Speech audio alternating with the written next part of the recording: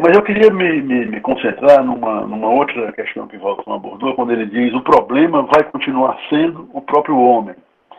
Eu queria retomar isso porque, como esse grupo partiu do convite de um psicanalista, eu queria retomar um pouco a questão do sujeito. Né? Da última vez, na primeira discussão, eu li um pequeno trecho do Freud no Mal-Estar na Civilização, aonde ele diz o que ele pensa que é o homem, o indivíduo, e que não é coisa boa, como disse Walton, é perigoso, e é mais do que perigoso, contém um mal radical, um mal na raiz, na pulsão de destruição. E eu fiquei pensando, então, o problema vai continuar sendo o próprio homem, disse o Walton. E isso me trouxe a questão sobre o que estamos fazendo aqui, nesse grupo e em outros dos quais nós participamos, discutindo a questão da política tão urgente, tão premente nesse momento. Né? É uma esperança que nós estamos praticando. Essa discussão é uma discussão entre sujeitos que têm esperança no homem, e eu lembrei então de uma passagem de uma entrevista de Lacan para um canal de televisão que foi depois publicada, desgravada e publicada, que se chama Television. E a certa altura da entrevista, o entrevistador, que é o Jacques Lamillet, que é genro do Lacan, coloca uma pergunta em termos kantianos. Ele diz que vai resumir, que vai fazer as 3 perguntas que Kant faz na Crítica da Razão. Que posso saber, que devo fazer e que é me permitido esperar. E Lacan responde cada uma das 3 perguntas, e na terceira ele diz, o que me é permitido esperar. Ele diz para Jacques Lamillet o seguinte: primeiro, que ele não vai responder como sendo uma pergunta de Kant, mas uma pergunta dele próprio, né? Porque não há nenhuma esperança sem objeto. E ele responde: espere o que te agradar. Saiba apenas que vi várias vezes a esperança, o que chamam de amanhãs que cantam, as manhãs que cantam, ou melhor, os amanhãs que cantam, levar as pessoas que eu estimava tanto quanto estimo a ti, simplesmente ao suicídio. Eu tinha feito esse comentário da última vez de que a esperança é o caminho mais curto para o suicídio, e Lacan coloca isso nessa resposta ao Jacques Lamillet, fazendo uma provocação ao Millet, que era maoísta, quando ele diz sobre os amanhãs que cantam, que é, na verdade, o título de uma autobiografia de um comunista famoso, francês, chamado Péry, que é fuzilado pelas tropas alemãs em 1941, na invasão da França. E o título da autobiografia é essa frase, que ele diz que o comunismo prepara as manhãs que cantem. Né? Então, pergunta ao Walton, é com esperança, Walton, que a gente está aqui, ou é sem ela? Bem, então, Valmir, depois a gente abre para o Dr. Walton. Vou aqui, então, ler um comentário, Dr. Walton, de Sabrina. Um minuto. Agora foi o áudio que parou. Leandro, você está me ouvindo? Dr. Walton, lembrando aqui da fábula das abelhas, de Madeville, e a comédia próspera, mais dominada por fraudes e vícios até as abelhas, na tentativa de criar uma sociedade que fosse também virtuosa. Resolveram que todos deveriam buscar a honestidade. Só que a partir daí começou o declínio da colmeia e nada mais se produziu. A desonestidade é condição da produção da riqueza. É a ética do liberalismo.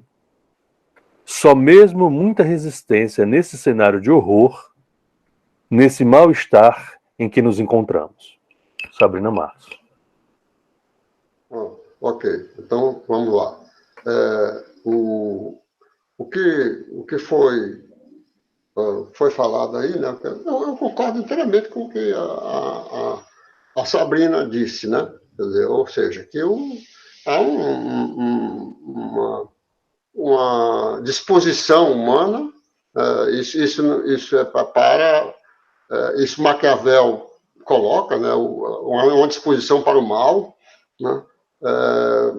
E Hobbes vai enfatizar essa disposição, que a única coisa que contém essa disposição para o mal é o medo, né?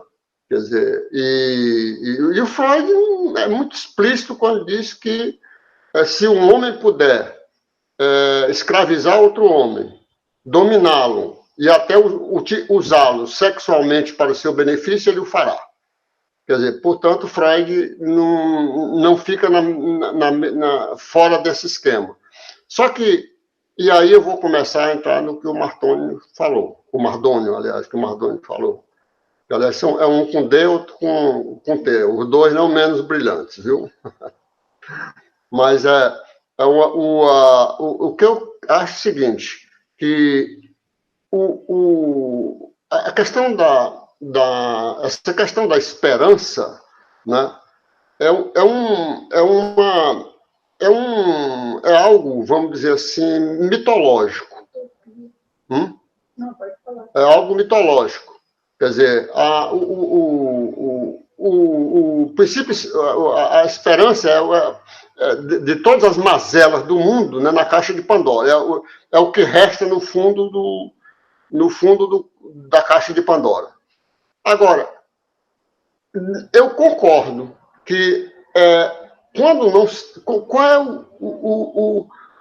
o objeto da esperança, né? Quer dizer, acho que você não pode assim ter um princípio esperança, né? Como o liberalismo quer, né? Por exemplo, o Locke coloca que a razão já contém a própria moral. A moral já a razão já é capaz de moral, portanto, ela é capaz dessas expectativas positivas de transformação. Eu acho que esperança se confunde com um movimento social. Eu não acredito nessa história de esperança, de uma perspectiva de um princípio, como queria o Ernest Bloch. Né? Não acredito nisso.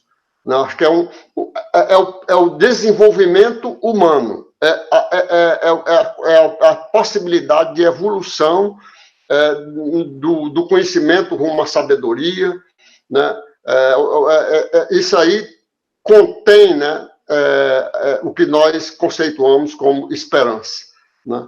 Quer dizer, eu creio que seria mais ou menos neste rumo, né? Agora, nesse momento, é muito difícil nós lidarmos com essa expectativa de modificação, porque nós temos forças que fraudam, que mentem deslavadamente, né? Quer dizer, a patologia da mentira se tornou oficial, né? Mentir se tornou instrumento do sistema dominante. Aliás, ele sempre é. Fraudar é algo inerente ao mercado. Se o mercado não frauda, ele não sobrevive. Eu tenho um artigo que diz assim, a estrutura de degeneração do processo mercadológico no seu conceito de que ele é um suposto saber. Quer dizer, ele saberia dividir a riqueza. Isso vem desde Adam Smith com a história da riqueza nas nações.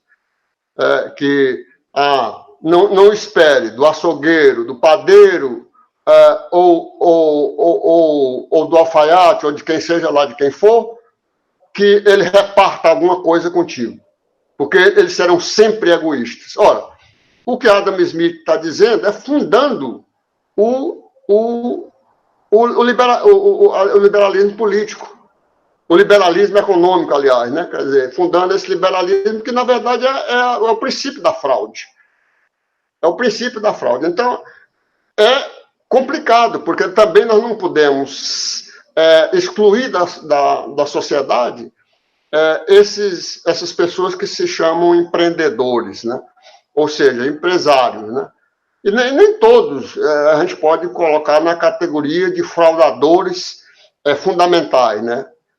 Então, acho que tem um problema complicado. Mas eu diria que as questões que foram colocadas, tanto pela Sabrina como pelo Mardoni, são absolutamente corretas. Eu acho que eu concordo com isso. O problema é a gente situar essas questões num plano mais objetivo, para que as pessoas compreendam. Né? Em termos de desenvolvimento do ser humano. E o ser humano só se desenvolve no outro, pelo outro, na coletividade. Não há desenvolvimento do indivíduo só. Um Robson, ele não se desenvolve. Ele não pode ir adiante. Quer dizer, então, acho que a nossa expectativa de mudança e transformação só pode ser nisso que se chama progresso. Não é? Quer dizer, mas se nós formos debater esses conceitos, nós vamos aprofundar nas várias teorias políticas e certamente aí para frente nós ainda teremos muita coisa para trabalhar. Quer dizer, eu espero que o que nós falamos hoje, a gente possa consolidar, ampliar o máximo que for possível nos nossos grupos, né? E nós estamos dando um exemplo. Nós estamos dando um exemplo de convivência, de tolerância, de convivência de todos os nossos pensamentos, de diversos ramos do saber, do conhecimento, aqui neste grupo. Bom, vou ficar por aqui.